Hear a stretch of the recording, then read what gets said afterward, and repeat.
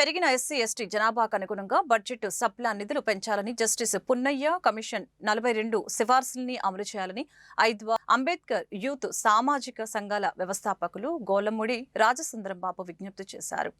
ఇదే అంశంపై సోమవారం గుంటూరు కలెక్టరేట్ కార్యాలయంలో జరిగిన పీజీఆర్ఎస్ కార్యక్రమంలో డిఆర్ఓ కాజావలికి రాజసుందరం బాబు వినతి పత్రం అందజేశారు. గతంలో 36,000 కోట్ల నిధులు దుర్వినియోగం అయ్యాయని ఆందోళన వ్యక్తం చేశారు.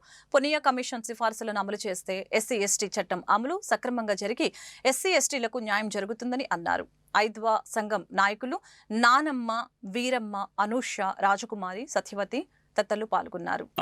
ఈ రోజున మేము గుంటూరు కలెక్టరేట్లోని స్పందనలో డిఆర్ఓ గారికి అంటే జేసీ ఇండియన్ కలెక్టర్ గారు లేని సందర్భంలో డిఆర్ఓ గారికి పిటిషన్ ఇవ్వాల్సి వచ్చింది.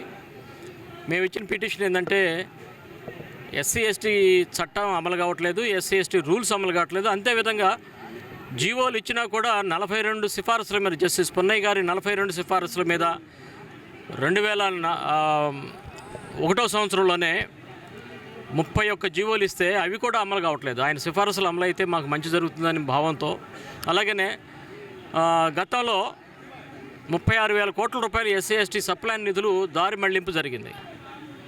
ఎస్సీ ఎస్టీలకు సంబంధించిన నిధులు ఎస్సీ ఎస్టీలకి కాకుండా ఇతరులకి ఖర్చు చేయటం జరిగింది. అలా కాకుండా ఈ సంవత్సరం మేము బడ్జెట్లో ఎస్సీ ఎస్టీ సప్లాన్ నిధులు పెంచమని చెప్పి కోరుతూ జనాభా పెరిగిన దానికి అనుగుణంగా నిధులు పెంచమని కోరుతూ ఈ రోజున మేము ఒక వినతిపత్రం డిఆర్ఓ గారికి అందించాము. అంతేకాకుండా త్వరలోనే ముఖ్యమంత్రి గారిని కూడా కలిసి దానికి సంబంధించిన వ్యవహారంలో శాసనసభ జరగబోతుంది, బడ్జెట్ సమావేశాలు జరగబోతున్నాయి. వాటిల్లో మరి ముఖ్యమంత్రి గారిని కూడా కలిసి మేము వినతిపత్రం ఇవ్వనున్నాము. కనుక కటిక పేదలకు సంబంధించిన దాడులకు గురవుతున్నారు, అలాగనే నిధులు మళ్లింపుతో అన్యాయానికి గురవుతున్నారు. ఆ క్రమంలో ఎస్సీ ఎస్టీలకి న్యాయం చేయాలని చెప్పి విజ్ఞప్తి చేస్తున్నాం.